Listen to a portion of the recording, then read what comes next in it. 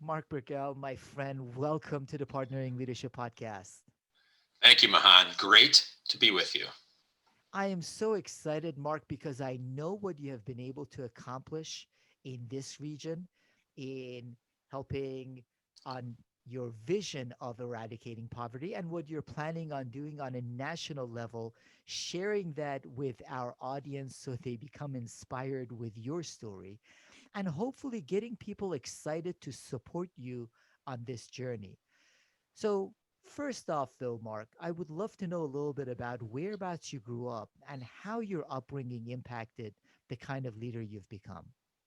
Sure. I grew up in a small town called Latham, New York, which is just outside of Albany, New York. And it was a very typical 1970s suburb. I thought it was the whole world, only to realize later that it was, a typical 1970s suburb. But my influences really were my family.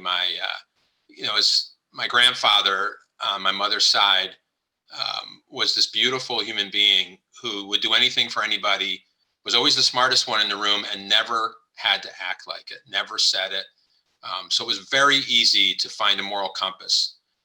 My father also, would say often, do what's right, no matter what, do what's right, even to the point of saying, don't do what I do what I say. And so I had those two kind of parallel thoughts. And because I was in sports, I think it was a bit of a male dominated kind of modeling in my life. My grandmother and my mother were both and my mother's still alive, of course, incredible people, kind and supportive unconditionally. A whack in the head if I needed it back then, you could get that, but I had a moral compass with my grandfather that influenced me, and so I always knew I wanted to do what was right, and I saw a lot of stuff around me that wasn't right. So I became a little different, especially inside, than people with whom I was kind of interacting every day, and I think that's the influence of my life. I became more of a loner because of those thoughts about what's the right thing to do here, and what should my daily habits be? Should I smoke? Should I drink? Should I swear? All of those kind of typical things from the 1970s and 80s upbringing. But they became, should I commit to helping others? Should I think about myself last? What would really be the most important thing I could do? What action could I take that would help the most people? Those are the thoughts that became a part of my consciousness, even if it wasn't evident to those around me. That's very interesting, Mark. So, while you were young, let's rewind back to high school age. As we know, a lot of kids are very self centered at that age, or at least I was. Yeah. You were starting to be focused on how you would serve others. Well, it was in my mind. I was as self-absorbed as anyone, and I moved high schools from my junior year to my senior year. So what that did is it increased my sense of being a loner, right? Because when you move before your senior year of high school, even though I was on the track team and I had a lot of good friends in the new school, I was still more of a loner than I would have been had I stayed in New York. And I regretted that and had self-pity parties, but it was probably good for me in terms of keeping me out of trouble on the one hand, because by the time you hit senior year in the high school where you grew up, you get in trouble if you're not really disciplined. But it did allow me that time to be more introspective, being by myself a lot, and that's what helped. But I was still very self-absorbed, I would say. I'm trying to think back to those years and what did I do to help people, and the answer is very little. Um, but I was getting a moral compass that was pretty strong. I was very prayerful as well, Mahan. I would get every once in a while, my dad would send something to me or say something. Like when I was in college, he would send it, and home he would say that was kind of like that was about prayer, and it was very different than anything else we ever discussed, which tended to be about sports. Um, but when he would mention something about prayer, it really fed my soul because I had become prayerful very early in my life, non-religious, but very prayerful, and that was the biggest determinant of my actions. So I would pray every night, and I would struggle to bring my values and beliefs of the prayers into my daily actions. um, but even that was instructive for me. Even seeing that dichotomy was instructive. And recognizing that struggle in ourselves is one way of improving our own actions. Yeah, right on. I think that's right. And to this day, right, you pray and you can finish praying and a minute later, you could be back to an action like, wait a second, that is counter to what I just was thinking about and praying about. So, but I think one of the benefits for me was I adopted this non-religious approach to prayer. Still influenced, I'm sure, by the Judeo-Christian character of our country. But what it allowed me to do is, as I grew, I was able to just very easily consider and integrate the kind of habits or thoughts of other religious traditions and spiritual traditions. So then, Mark, you find yourself for your master's and PhD coming down to DC to study at American University, and your dissertation, your PhD dissertation, was on the shift from mechanical to holistic thinking. What is that all about? It's beautiful. Um, yeah, it really was. I'm glad we kind of skipped over college. College was good. I did some introspection. I did some stupid things. But when I got to Washington, D.C. in my master's program, it was the first time I was on my own, and my schedule was my own, right? And I wasn't living in a fraternity house. And I really became, again, I didn't think there would be a theme of kind of being on my own, but I was on my own a lot, and a lot of my views took shape in those years. And I was lucky to have an advisor for my master's program, the founder of the master's program at American University, a man named Bob Karch, extremely charismatic, entrepreneurial, just a great leader who to this day I count as probably my biggest influence. And so his charisma and his courage and toughness influenced my thinking quite a bit. And it really complemented my father's influence on me to make me feel a little more confident that I could maybe talk in public and say something that might have value, or my thoughts might actually have value. So those two individuals had that kind of an influence. And all the while in the background, my grandfather's morality and ethics really shaping my actions. So I get through the master's program and I start to think holistically, like maybe my sore neck shouldn't be treated with a muscle relaxer, but thinking about how I sleep, how do I sit and stand, in other words, start thinking about everything. Becoming more holistic made a lot of sense. And then I get into this doctoral program in sociology because I was working for the university, American University. And so that you could get your degree at that time for free if you were a full-time employee of the university. And I had this nice job with the university through that individual who was my master's program advisor.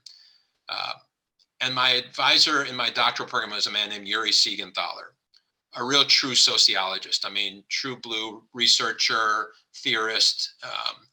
And for some reason, he tolerated my, I would say, less than academic approach to academics. And I was very interested in what was happening around 1990, which was a significant movement toward alternative medicine, meditation, yoga, acupuncture were all kind of blowing up in the DC region. And I found that interesting, and it made me, again, think about this holistic perspective. And I started to look at books from the 80s and 90s, like The Tao of Physics, The Dancing Woolly Masters, written by people who were scientists, but really enjoyed the philosophy of it.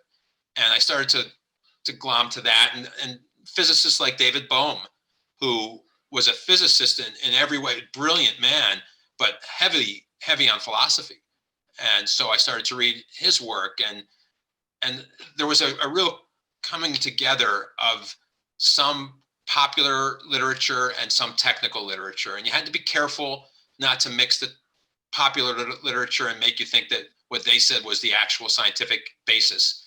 But it was a bit hard to tell sometimes. It gets muddied, right? And so pseudoscience and hardcore science were being talked about in the same paragraph in all these books, right?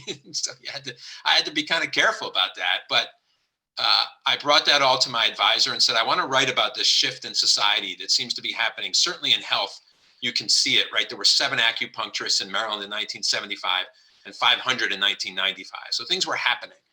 And I want to write about that. And he said, yes. And I said, really? You're going to let me do that? So he let me do that. And I wrote 1,200 pages on this shift, because you could trace this shift to business, right? Frederick Taylor business approach, where you separate marketing and accounting and personnel, and everybody's in their own different silo. to Peter Senji's work, right? The fifth discipline, which is the fifth discipline is holistic thinking. So that was really exciting for me because I didn't realize that if I just spent time with this, I could grow intellectually to the point of understanding it and then teaching it. So that's what I did. And again, I did nothing else but work on this dissertation. So no other kind of parts of my life were active.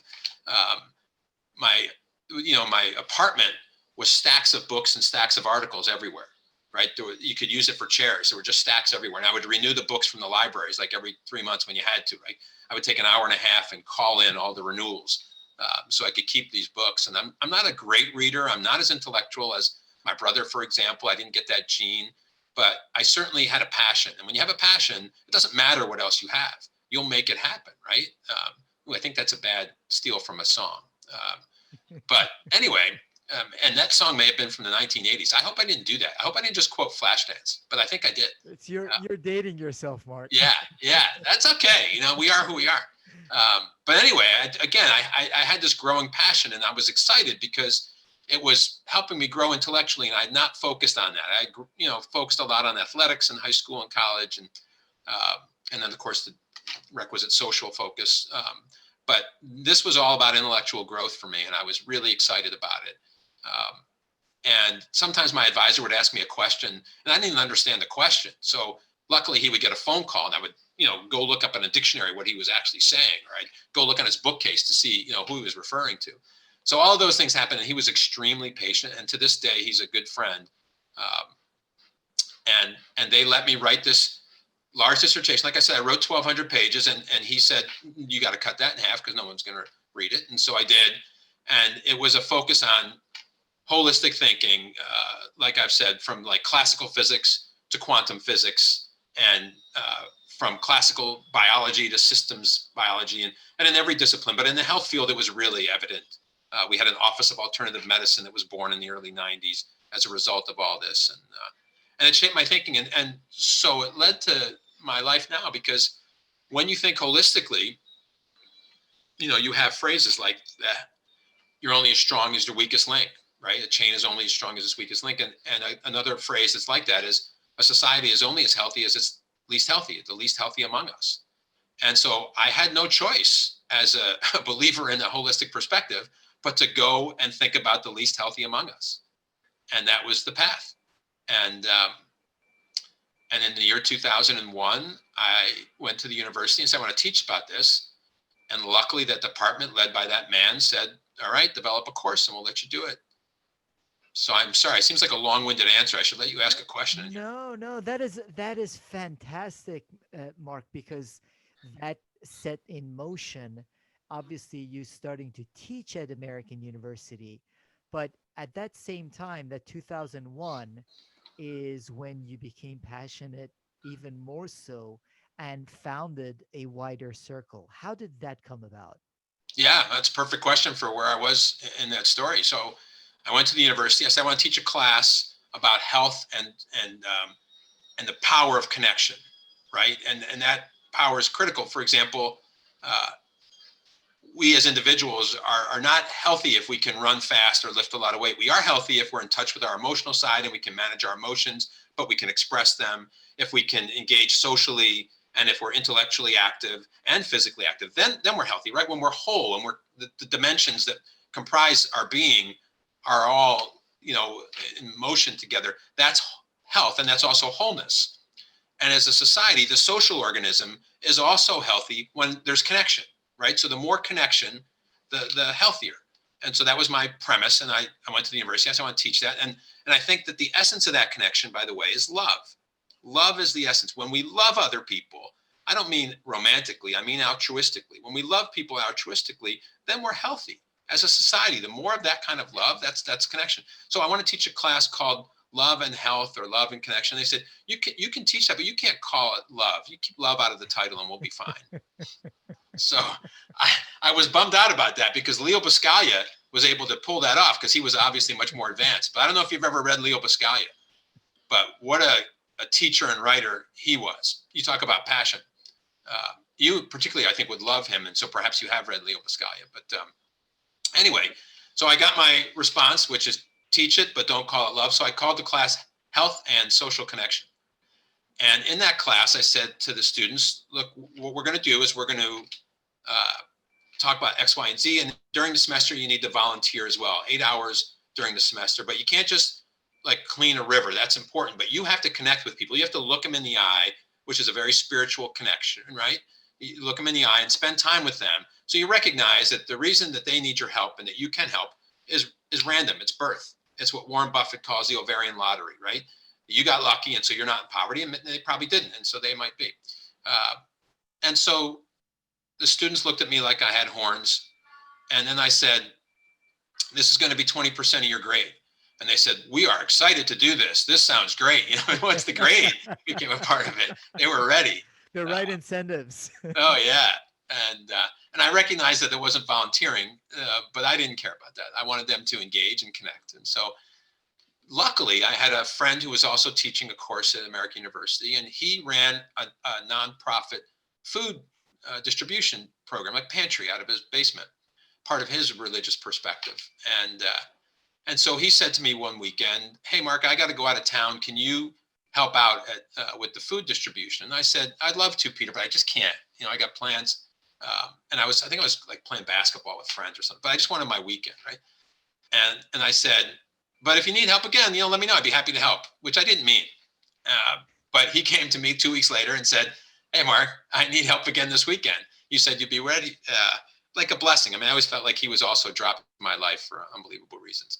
But then luckily it clicked. I was like, oh, okay, so I can not be a hypocrite. That makes a lot of sense. I won't be a hypocrite. I will help.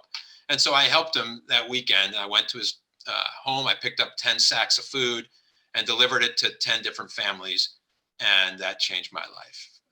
Going into these homes and seeing people who not only didn't have enough food, but they didn't have beds, dressers, couches, tables, chairs, any of this stuff. And they were as beautiful and loving as could be. I mean, I speak in that kind of language. I mean, sometimes they were just, hey, how's it going, Mark? Yeah, let's chat for a while. But in some of the homes, the people, it felt like I was with family. I mean, they were so welcoming. And this kind of veils of trying to say, who are we? And look at me, there's my car, there's the school I went to, there's the college my kids are going to do. All those things that we used to define us are nonsense. And it's just our humanity. And that's what I felt in these apartments, was just this pure humanity. And it brought me back to a time early in my life when my family was in kind of a maybe lower middle income or something like that, but not middle income or upper income.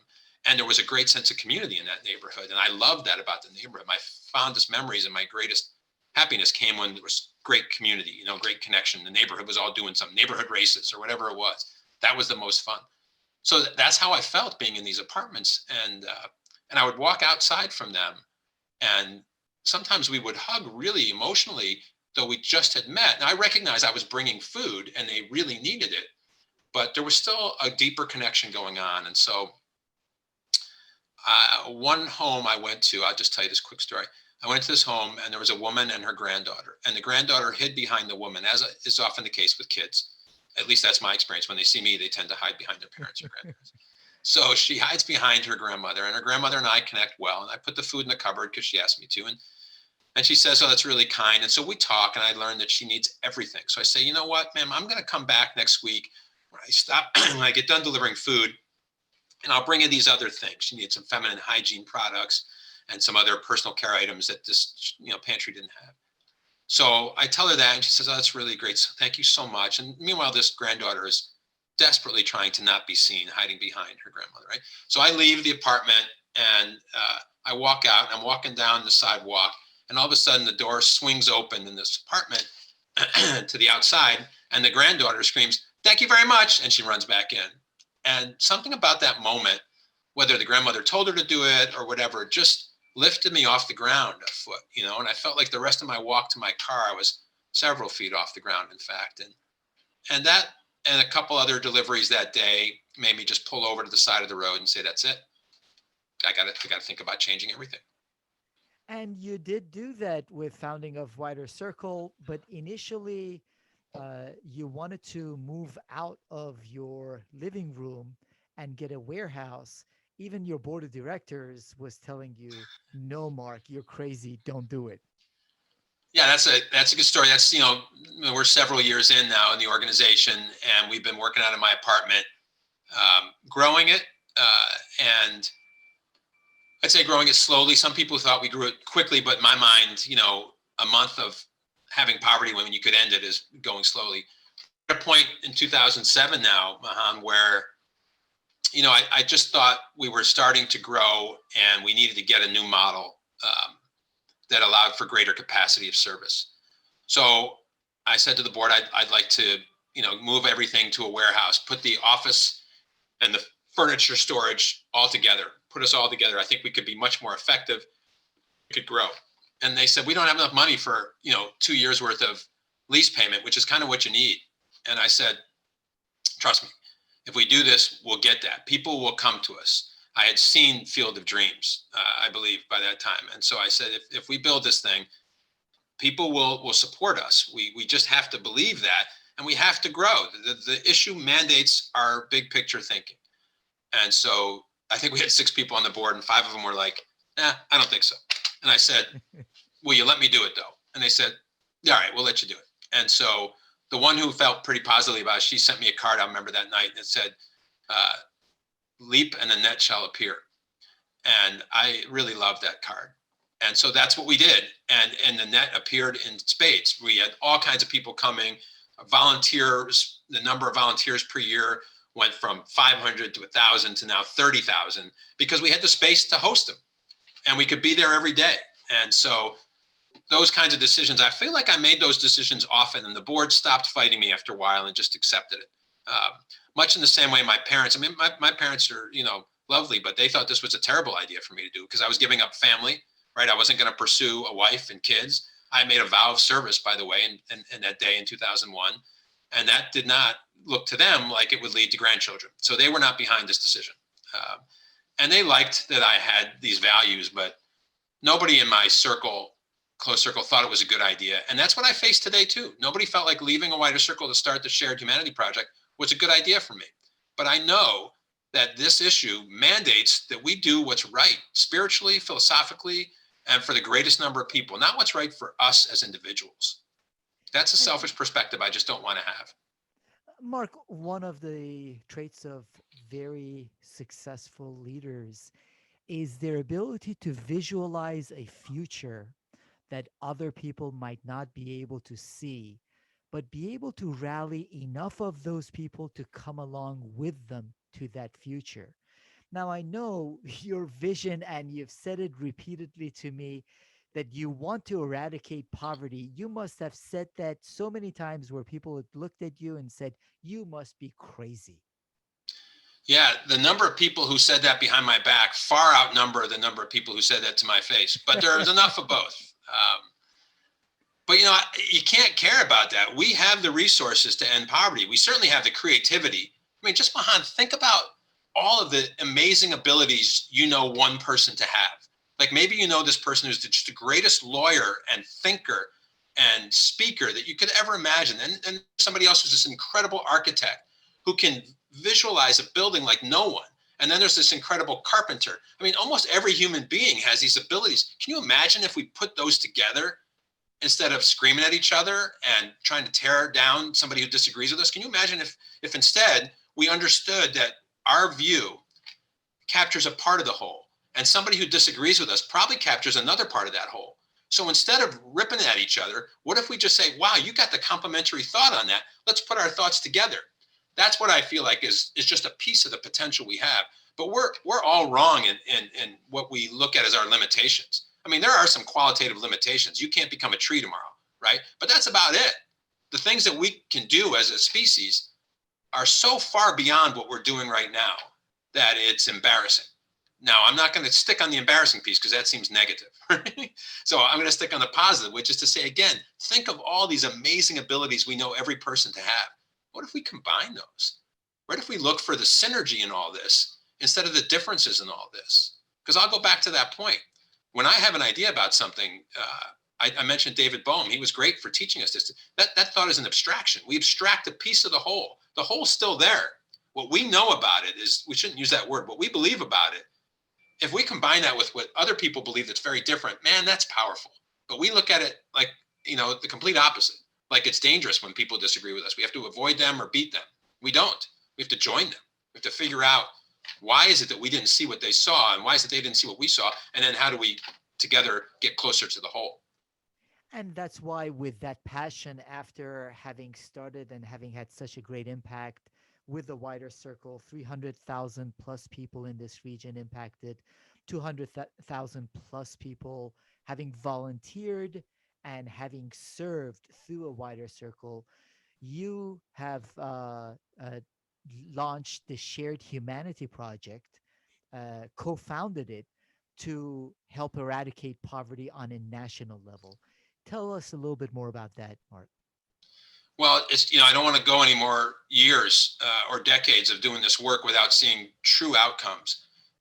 And I think there's a bit of a nonprofit industrial complex, just like there is in every industry, where, you start an organization with a mission, but then you want to keep the organization going. And that is off focus. You start an organization with a mission, all eyes on the mission, whatever it takes. And for me, I think I can have a greater impact now looking at how we're truly going to eradicate poverty nationally. A wider circle is going to do incredible work in the nation's capital region. It already, every day, furnishing 10 to 15 homes during the pandemic is phenomenal. So we have leadership in place at a wider circle to carry on that great work, and I'm excited for that. They have a great board, and I'll always stay connected as an advisor. But the Shared Humanity Project is where I feel like I need to go, because it's embarrassing to look at what little we've accomplished since the war on poverty was declared in 1964. I mean, some people will say, Mark, you're just glazing over the fact that we've kept so many other people out of poverty. We have all these great safety net services. And I would say that is true. Many people have not fallen into poverty because of the war on poverty. Many people have been helped by safety net services, but it is just a small part of what we are capable of doing.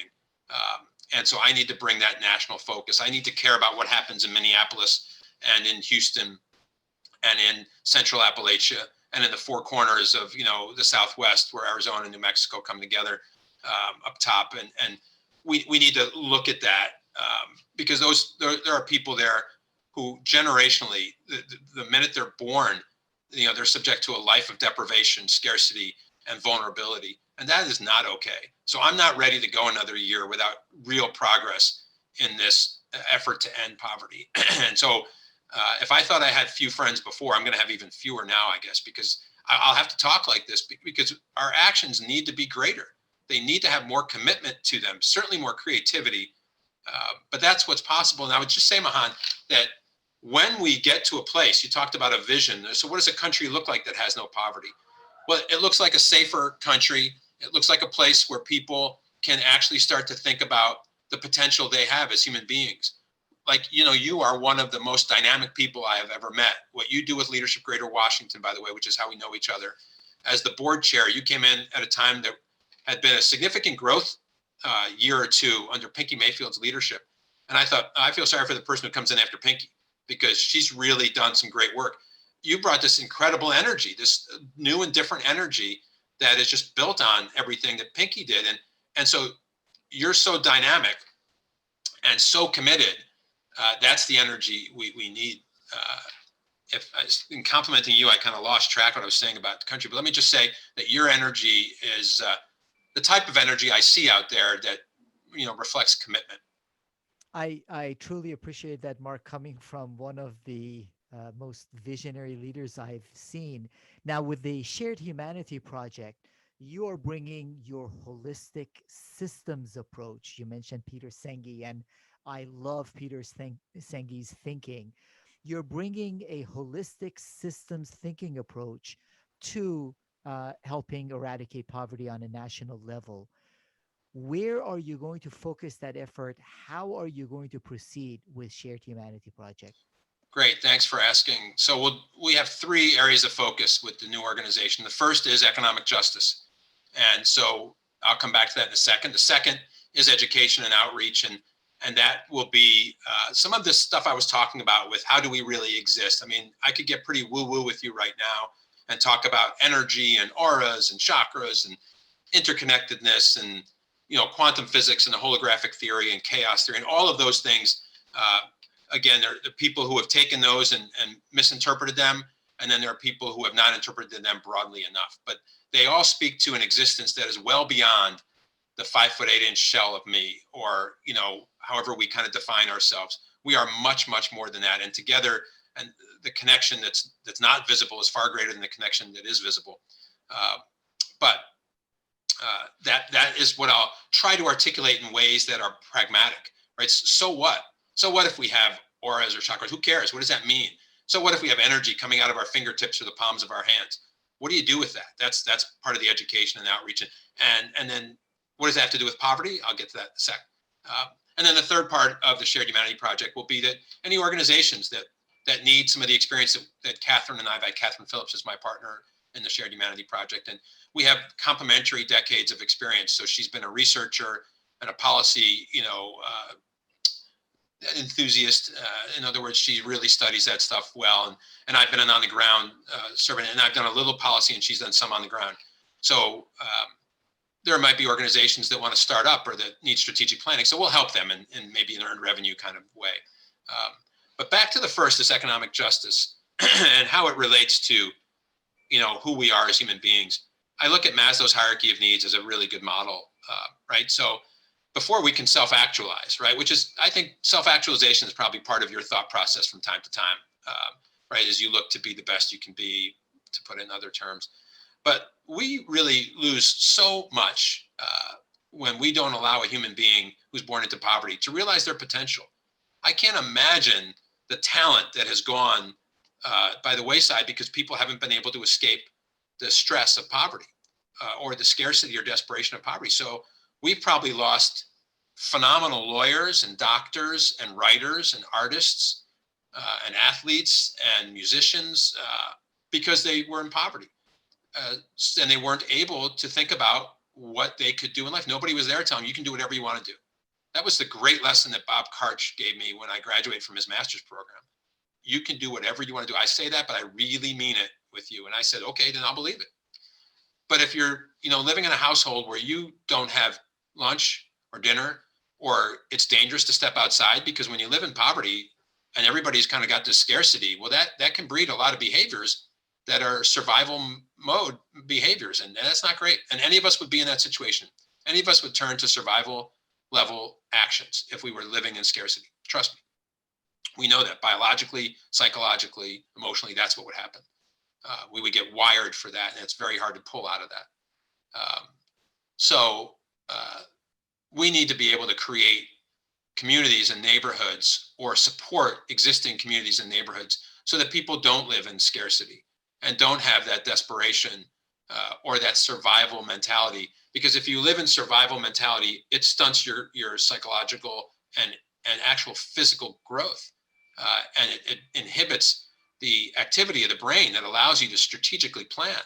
So this stuff is insidious. Poverty is insidious, and it strikes you in every way, in ways we don't typically consider. But if we address those, if we kind of take the very simple steps to prioritize those who are in the greatest vulnerability, then I think what that means is everyone then has a chance to say, okay, what's possible for me? And that is a brilliant vision of the future.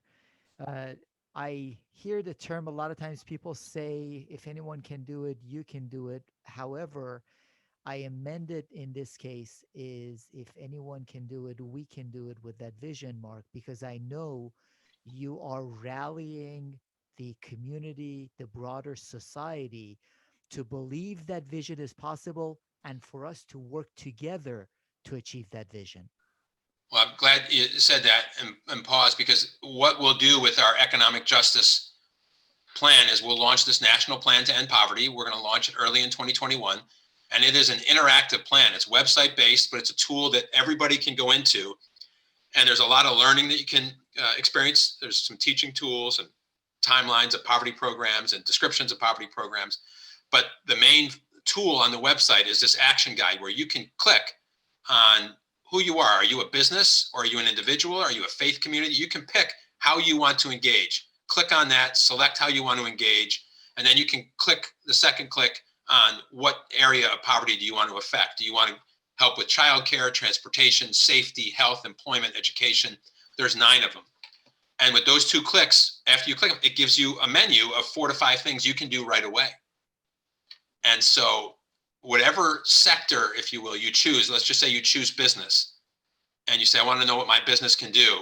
Because there's 9 areas and about 5 options within each, it gets 45 to 50 different things you can do right away to engage poverty. So you could pick one a week, you could pick one a day, is a little harder. You could pick one a month, but you and your group or you and your family can engage right away in solving this problem, because we've been too heavily reliant on others, specifically government in some cases, to solve poverty. And all the discussions and debates about poverty tend to skew over towards what government should do. Forget that.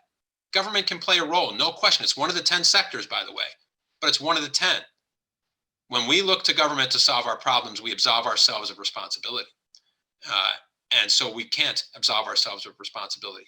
In every sector, whether it's our temple, our church, our civic association, a Rotary, a Kiwanis, our company, whatever it is, the responsibility for ending poverty is in the mirror, and there's no question about that. And that's what this plan helps you do, but it helps you do it in a way that's positive, instead of, maybe it sounds like I'm getting a little harsh and preachy here, and I don't mean to. Yeah, not at all. And it is shared ownership. I think it's a powerful tool. We link into it in the show notes. And I would encourage people to engage and find out how they can have an impact in areas that interest them specifically. So it is our ownership. And as you said, government is one of the 10, but there is a lot more that can be done by all of us.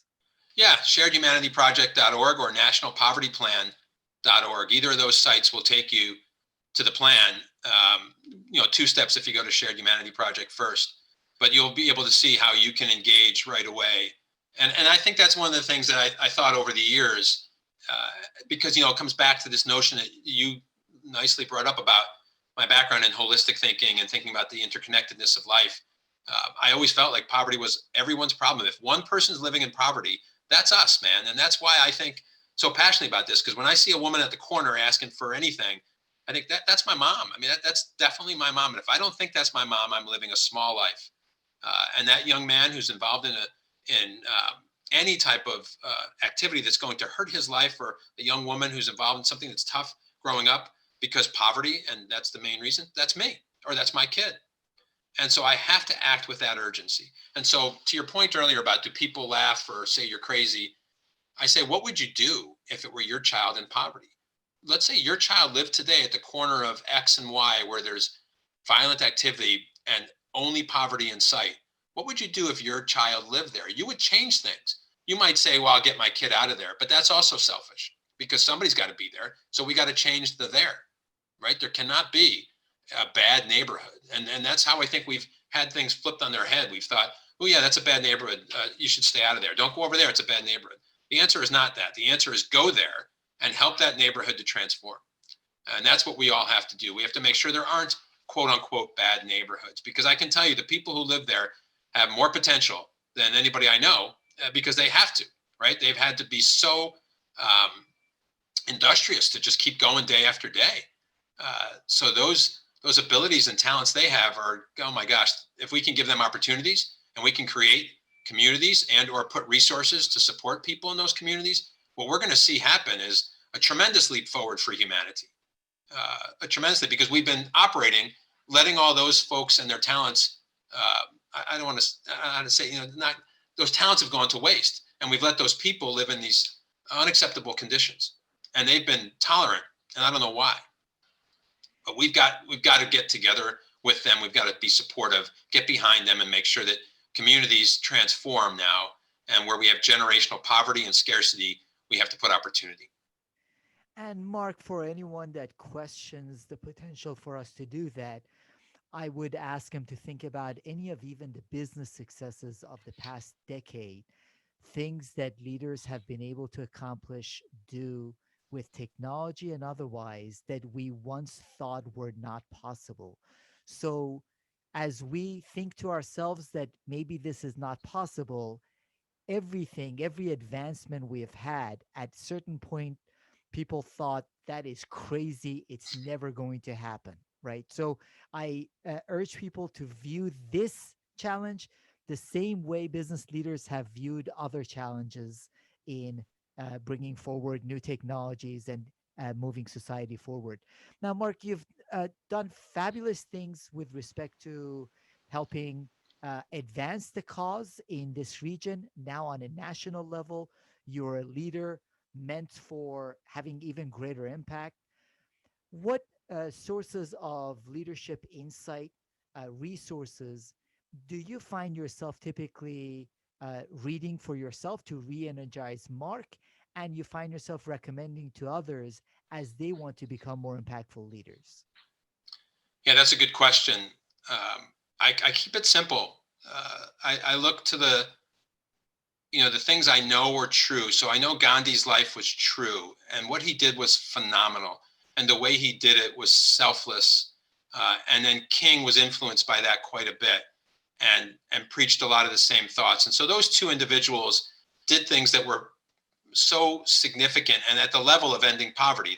They kind of created those types of movements that were of that level. And so I look to their writing. So I go back and read them all the time.